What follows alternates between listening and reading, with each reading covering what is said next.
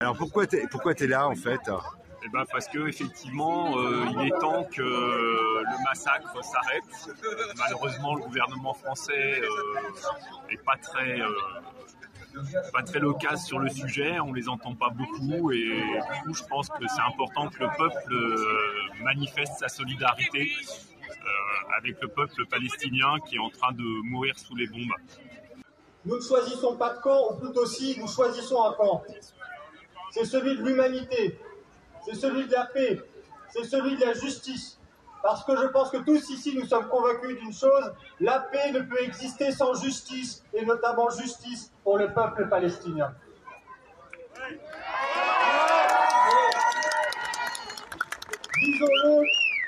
Disons-le d'autant plus fort que les dirigeants, que le président de la République, que le gouvernement français, j'allais dire n'est pas à la hauteur, mais c'est pas ça le sujet. Moi, vous savez, je me souviens en tant que député, juste après la terrible attaque du Hamas du 7 novembre, la présidente de l'Assemblée nationale a fait un discours. Et qu'a-t-elle dit dans ce discours, Madame Yael Braun-Pivet, la présidente de l'Assemblée nationale? Madame Yael, déjà Inconditionnel à Israël. Eh bien moi, je ne suis pas d'accord avec ça. Parce que dire soutien inconditionnel à Israël, ça veut dire accepter, tolérer les massacres qui sont en cours. Et donc, il faut qu'on soit nombreux et qu'on soit forts à dire autre chose. À dire paix, à dire justice et à dire arrêtez de faire tomber des bombes qui massacrent les Gazaouis, qui massacrent le peuple palestinien. dégagez Euh, on a l'impression aujourd'hui qu'on doit prendre, on nous invite à prendre position. Est-ce qu'on ne peut pas prendre position pour la paix, tout simplement? Oui, je suis pas sûr qu'il y ait besoin de prendre position pour un camp ou pour un autre. Ce qui est important, c'est la paix.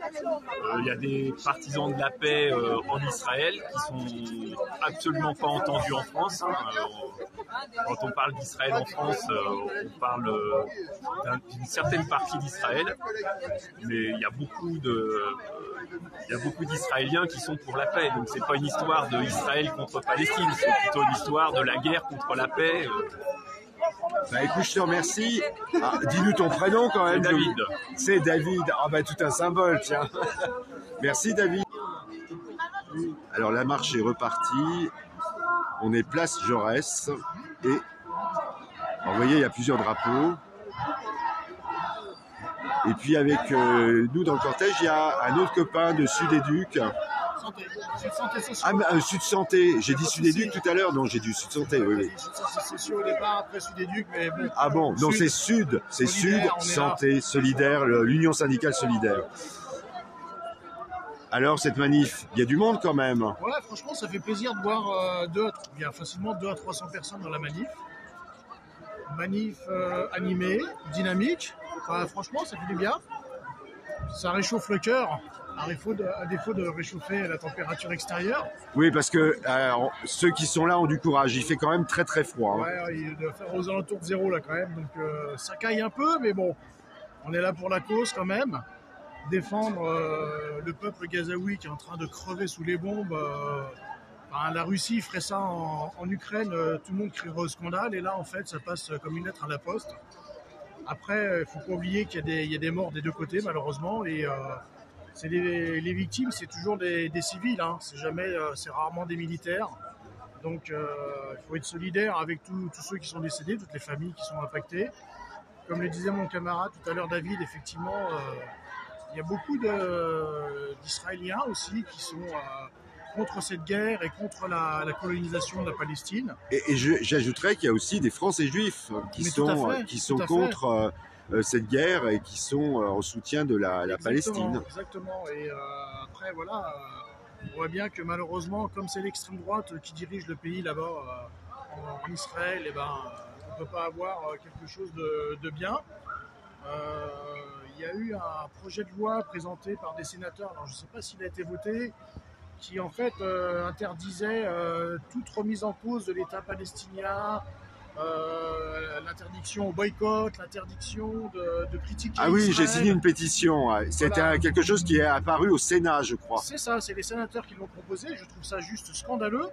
Et Oui. du coup, j'en profite quand même pour rappeler que la France a déjà été épinglée par l'Union européenne à ce sujet-là, puisqu'en France, on a le droit d'appeler au boycott de tout, sauf des produits d'Israéliens. Et c'est juste un scandale en fait. Pourquoi plus Israël qu'un autre? Oui, C'est où on exactement. interdit le boycott pour tout, ou alors on l'autorise pour tout le monde. Mais pourquoi juste Israël? Enfin, qu'est-ce qu'il y a de particulier d'appeler au boycott des produits d'Israël ou d'appeler au boycott de la politique israélienne qui est d'extrême droite? Et voilà, il y a quelque chose qui m'échappe dans cette histoire, mais qui m'échappe. Oui, qui te scandalise, qui te choque. C'est pas normal, quoi. Bon, C'est en pas tout normal. cas, là, ici Trapp, on a parlé plusieurs fois hein, du boycott. Oui, tout à fait. Et effectivement, c'est pas toujours facile parce qu'effectivement, on parle de marques, etc. Bon, il y en a évidentes, hein, les made in Israël, faut peut-être éviter. Au niveau des fruits et légumes, des avocats, etc. Enfin voilà. Exactement. Après, effectivement, on a toujours tendance à attendre beaucoup de nos politiques. C'est aussi aux citoyens d'agir quotidiennement, de boycotter ces produits-là. Enfin, il y a tout un tas d'actions à faire chacun en faisant ses courses. Il suffit de se renseigner un tout petit peu. Ce qui est vrai pour Israël est vrai pour aussi d'autres sujets. Hein. Les produits, enfin les marques, les enseignes qui ne payent pas d'impôts en France, comme par exemple Starbucks, il faut y aller. Enfin, voilà, Starbucks, McDo, les accords avec Carrefour, il y a quelques marques comme ça. Si chaque citoyen en fait prenait quelques instants pour se renseigner, de savoir, il y a des sites, hein, Attaque, et puis il y a d'autres encore. Enfin, il y en a d'autres. Il y a quand même des sites qui sont connus et sur lesquels on peut aller se renseigner pour savoir si oui ou non on peut. Enfin, qu'est-ce qu'on peut faire nous à notre niveau. Enfin, si chacun faisait ça. Les industriels, les gouvernants, ceux qui nous gouvernent agiraient différemment. On aurait une autre politique, sauf que on a aussi les gens oublient qu'on a un pouvoir. Ils ont le pouvoir et nous on a le nombre. Et le nombre fait que si chacun agit à son niveau... Il ne faut pas inverser le propos. C'est pas nous qui avons besoin des politiques, c'est eux qui ont besoin de nous. C'est eux qui ont besoin de nous, tout à fait, pour profiter de la place qui a l'air d'être bonne là-haut. Exactement. Donc, écoute, je vois la manif qui s'éloigne. On va avancer un peu. Même, ouais. Merci infiniment. Tes propos étaient très punchy et j'ai bien aimé. Vraiment. Merci à toi en tout cas. À plus. Salut. Salut.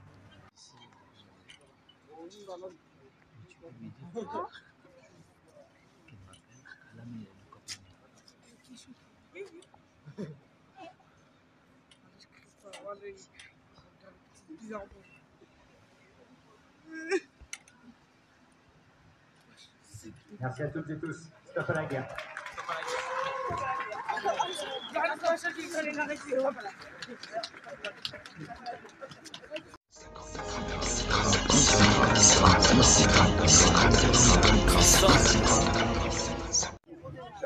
Oui, bonjour amis Citrap. Alors vous l'avez compris, on est à la manifestation pour la paix en Palestine. Mais aussi, on va le dire clairement, on a un soutien au peuple palestinien et au peuple gazaoui.